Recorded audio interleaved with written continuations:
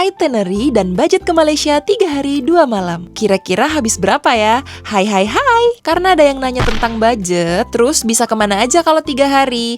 Makanya di sini aku bahas tuntas, kebetulan aku juga setiap liburan selalu nyatet pengeluaran. Di video kali ini juga aku akan kasih tips apa aja yang harus kalian persiapkan agar tidak ada masalah saat liburan ke Malaysia. Yang pertama adalah persiapkan untuk melewati imigrasi nanti. Jadi pastikan paspor kalian berlaku minimal 6 bulan. Jadi banyak banget di imigrasi yang ditolak karena paspornya itu udah mau expired. Jadi minimal mau expirednya itu 6 bulan ya. Terus kalian wajib mengisi Malaysia Digital Arrival Card, itu bisa di web. Itu udah bisa diisi H-3 kedatangan kalian di Malaysia. Malaysia Digital Arrival Card ini wajib banget kalian isi ya. Jangan sampai kalian nggak isi karena kalian nanti nggak lolos di imigrasi. Dan yang paling penting adalah kalian udah membeli tiket pulang pergi serta udah ada hotel. Karena semua bookingan itu akan diperiksa. Jadi tiket kalian diperiksa, terus kalian juga akan ditanya tinggal di mana, hotelnya di mana. Di Malaysia Digital Arrival Card itu juga ada pengisian tentang alamat hotel, berapa hari, terus hotelnya alamatnya di mana. Jadi ini wajib banget kalian persiapin tiket dan bookingan hotelnya. Saran dari aku agar kalian jauh lebih mudah, kalian print aja, kalian print tiket kalian dan kalian juga print bukti bookingan hotel kalian. Itu akan memudahkan kalian melewati imigrasi. Yang kedua adalah keuangan dan pembayaran. Jadi siapkan ringgit Malaysia tunai secukupnya untuk pedagang kaki lima karena di sana itu kebanyakan menggunakan cashless. Namun lebih disarankan lagi menggunakan dompet digital seperti Touch and Go. Jadi kalau kalian punya Touch and Go itu lebih memudahkan kalian lagi kalau mau naik transportasi umum, belanja dan lain-lain. Kalau kemarin aku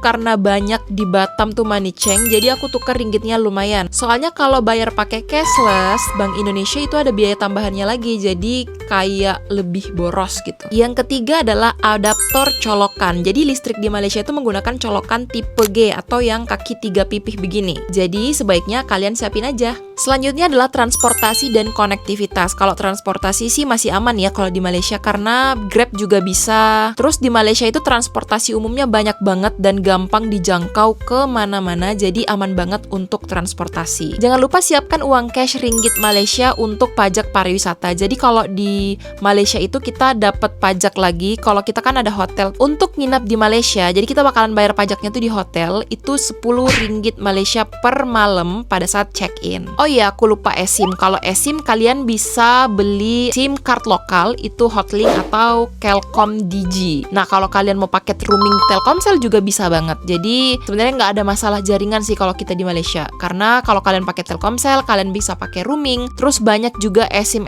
yang bisa kalian pakai. Contohnya tadi Hotlink dan Kelkom Digi. Mungkin cuman itu aja yang harus kalian persiapkan. Mungkin kalau ada tambahannya nanti aku tulis di bawah komentar atau kalian bisa tambahin di bawah kolom komentar yang udah pernah liburan ke Malaysia sebelumnya. Next, kita bahas itinerary kita dan berapa biayanya. Oke, langsung aja kita bahas pengeluaran dan itinerary kita. Jadi pertama tuh tiket dulu ya. Jadi aku start dari Batam naik pesawat ke Kuala Lumpur. Untuk 2 orang harganya segini. Hotel 2 malam harganya segini. Hotel ini menyesuaikan ya, kalau kalian perginya weekday itu lebih murah, tapi kalau kalian perginya weekend itu lebih mahal. Selanjutnya adalah tiba kita di Malaysia, itu kita naik bis bandara seharga 32 ringgit Malaysia atau 132.000. Sesampainya di hotel, kita bayar lagi 20 ringgit Malaysia, itu untuk 2 orang atau setara dengan 88.000. Oh ya, ini kita landingnya di siang hari ya, jadi kita masih ada waktu sore dan malam untuk menjelajahi Malaysia. Tanpa buang-buang waktu, setelah kita check-in, kita ke KLCC, naik MRT, itu tuh harganya 8,4 ringgit Malaysia untuk 2 orang atau setara dengan 37.000. Disclaimer dulu, ini kita perginya bulan puasa, jadi untuk makanan tidak terlalu banyak ya, karena kita makannya pas buka puasa aja. Setibanya kita di KLCC, karena udah mau buka puasa, jadi kita beli jus, harganya 23,80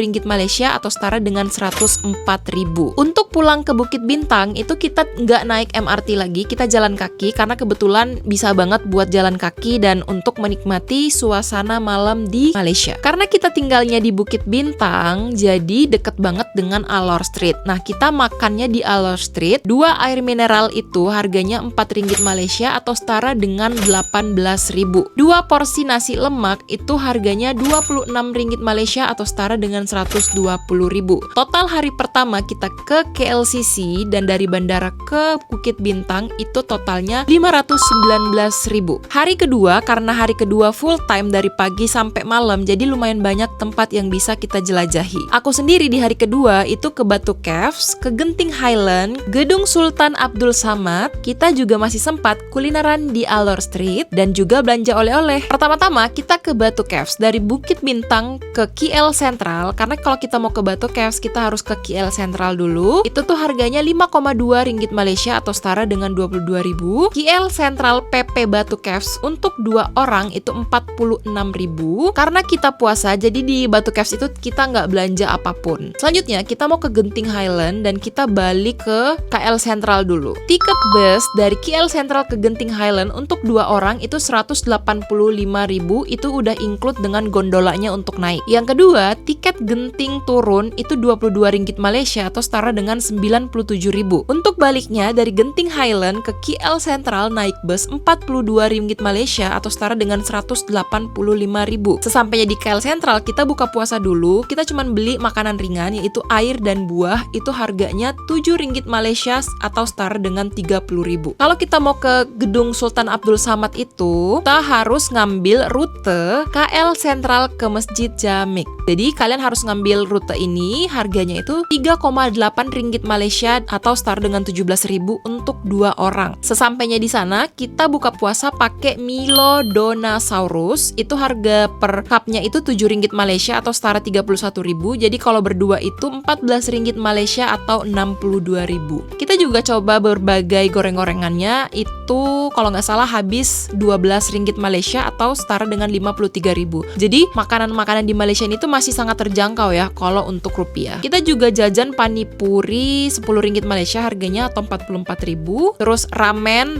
per porsinya 75.000. Jadi kalau 2 orang itu harganya 150.000. Dan selanjutnya kita belanja oleh-oleh. Kurang lebih di hari kedua ini habisnya 1.500.000-an. Hari ketiga atau hari terakhir, karena kita itu pesawatnya pagi, jadi pagi-pagi banget kita udah ke bandara. Untuk kalian yang misalnya pesawatnya siang atau sore, kalian bisa banget nyari oleh-oleh dulu di hari ketiga. Itu worth it banget. Jadi kalau aku hari terakhir itu aku ngabisin uang lumayan, padahal udah hari terakhir. Karena apa? Aku naik Grab. Jadi dari Bukit Bintang ke bandara itu Grabnya 510.000, sedangkan kalau kita naik bus itu cuman 100.000-an. Jadi totalnya itu kalian bisa lebih hemat kalau kalian menggunakan bus. Jadi kalau kalian mau balik ke bandara, kalian bisa banget ngambil bus di KL Sentral. Nanti pilih bus yang ke Klia 2, Klia 1 atau terminal berapapun kalian bakalan melakukan penerbangan. Jadi total budget kita liburan ke Malaysia 3 hari 2 malam totalnya segini, dan kalau dihitung per orangnya adalah segini. Nah teman-teman, hanya itu yang bisa aku sampaikan, semoga membantu. Kalau ada pertanyaan silahkan tulis di kolom komentar. Bye bye.